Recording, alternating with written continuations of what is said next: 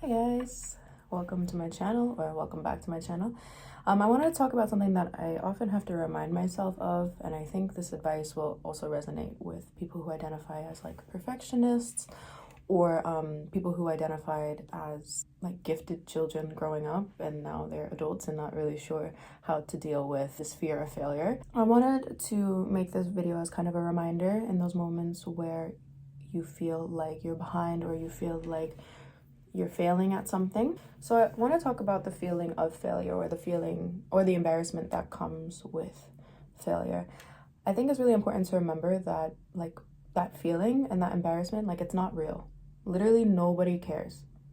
Nobody cares if you're a beginner at something. Nobody cares if you made a mistake while doing something. Nobody cares. It's more important correcting that mistake. A lot of times that sinking feeling or that embarrassment is most often your ego talking. It's not an actual like reflection of who you are or a reflection of your intelligence. It's just your ego. Okay, is that better? The lighting got a bit crazy for a few minutes. So yeah, so it's just your ego talking. Like there's not really any shame associated with being a beginner or being a student in something. Usually the cost of entry into a field or into a skill is looking like a beginner. Also, like you've never done this skill before, so I don't think it's productive to be so hard on yourself. Like there's no reason to be so hard on yourself if you've never done something before or you've never mastered it before. I guarantee that you've made mistakes when you were first learning the skills that you're now a pro at. Like most likely you were making mistakes when you were first learning. Most likely you needed a lot of help when you were first learning. Most likely you didn't exactly know what you were doing when you first started, but you started and you kept practicing and you kept showing up for yourself, and now you're a pro at it. Like think back of any skill that you are now really comfortable with and think about how it felt to begin.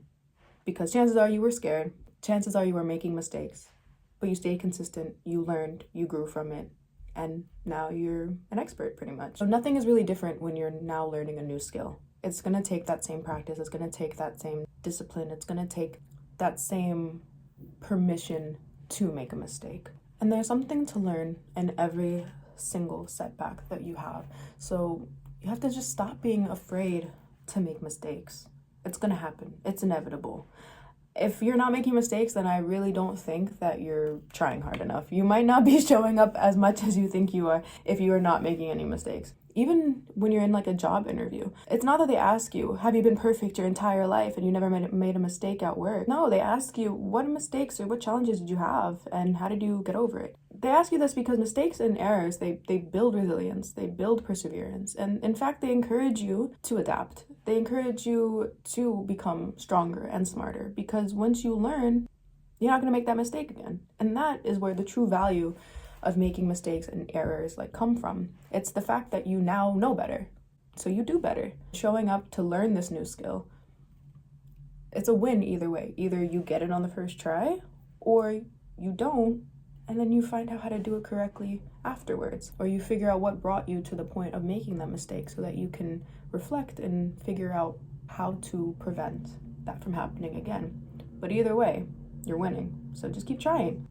You need to remember that the goal is to learn, the goal is to make progress. It's not to be perfect. Consistency is so important, and it's way more important than being perfect or having any type of like natural talent for something or natural inclination to something. Consistency is so important, and that's something I've had to learn even in the past year. Consistency will take you way farther in life than being extreme or being perfect. Talent without the work is just talent.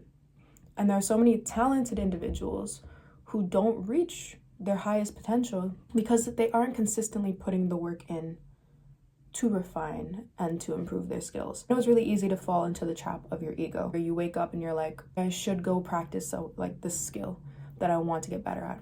But then your ego might say something like, oh, you're not good at it anyway, or there's 15,000 people who are already talented at it or already know how to do that. It's your ego setting yourself up to fail because it's scared to admit that there's a lot of progress you have to make.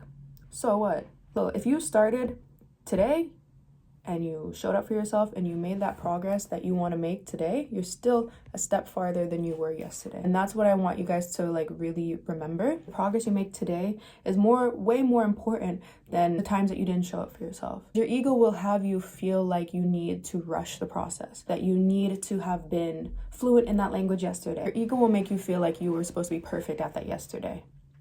Or you didn't show up for yourself for 3 years, so why show up now? But if you listen to that voice that's trying to keep you stagnant, the voice that's trying to keep you stuck, that's exactly what you will be. You will be stuck, you will be stagnant. You won't make any progress in that. What I'm trying to say is like, just really keep focusing on the fact that if you made progress and you showed up every single day for a week, you already are way ahead of who you were the week before when you weren't working on it at all. I know this sounds obvious to some people, but if you do have perfectionist tendencies, or you do have a fear of failure, or you are quick to burn out, it's so easy to listen to that ego talking and not work on what you need to work on because you want everything right now. You want to be an expert at everything right now, but that's not how it works, unfortunately. You're not a computer. Your body learns by what habits you choose to indulge in. And if those habits are disciplined and they're consistent, that's what your body will continue to do. It'll be consistent, it'll be disciplined. Your mind will be consistent, your mind will be disciplined. And if you listen to that ego, if you listen to the voices that are trying to keep you stuck, or even people outside of you, I've had that too, where some people would kind of say, oh, what difference are you making? And oh, you don't know this yet? Because I said, oh, I'm going to start doing this. They expect this perfection, they expect these quick results. A lot of times with long-term goals, instant gratification is not going to happen. You have to be honest with yourself. That instant gratification, that instant progress, it's not going to happen. Especially if it's something that is worthwhile, or something that's a complete lifestyle change, or something that you're starting from the absolute beginning with. You have to be patient, because the validation should come not from that end goal, not from becoming a pro at something. That validation should come from the fact that you showed up. You showed up every time you promised yourself that you would practice, or every time you promised yourself that you would study this thing. Every time you promised yourself that you would maybe even stop doing something, if your journey is more about stopping a habit. Every time that you showed up and you were disciplined and you kept your word to yourself and you kept your promises to yourself, that's where the validation should be, and that's where your strength comes from. It's not from that destination. It's not from that end goal. It's from the fact that you showed up every single day. The thing with the ego is it wants to keep you in that like cognitive dissonance, where you want to be somebody who's a pro at XYZ, but you wake up and you listen to this voice in your head that's bashing on you for not being a pro, instead of thinking about, okay, I'm not a pro at what I want to be a pro at. I haven't mastered the skill I want to master. How can I show up today? What small steps can I take today to show to myself, to prove to myself that I'm serious about what it is I want to accomplish? It's about progress. It's about learning. Don't follow the ego that's looking for that validation immediately, because you're so much more likely to give up. There's no real better way to learn than just jumping right in and being a beginner. I don't think there's really an alternative. Maybe I'm wrong, but I don't think there is an alternative.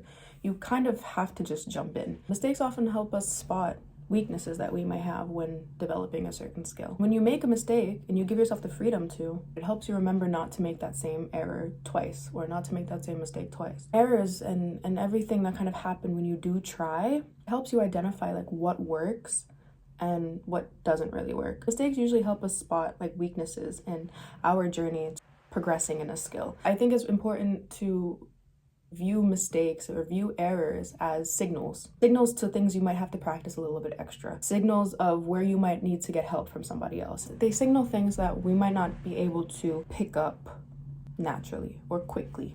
The things that are difficult for us to grasp, sometimes because we have to practice it a lot more than maybe other people, it helps us become mentors later on for those who in the future are trying to learn, who also are kind of having difficulties at grasping these things. But we have to remember that we're not the only ones who are struggling with learning a skill. When I was in university, I made the big mistake of assuming that everybody knew way more than me. I had a ton of imposter syndrome because I was the first one in my family to go to university, and I just felt like everybody I was around knew what they were doing. I just kept my head down. I did my work. I didn't ask questions. I was just so sure that if I had asked a question, my cover would be blown and everybody would know that I didn't belong there. And it was this crazy way to frame my experience, because when I did start studying with other people, you know, we would review before exams and things together, I realized I was greatly overestimating my classmates, and I realized that there were a lot of things that I actually understood that they didn't, and that I was doing a lot better than I thought. But because I created this scenario in my head that just was not like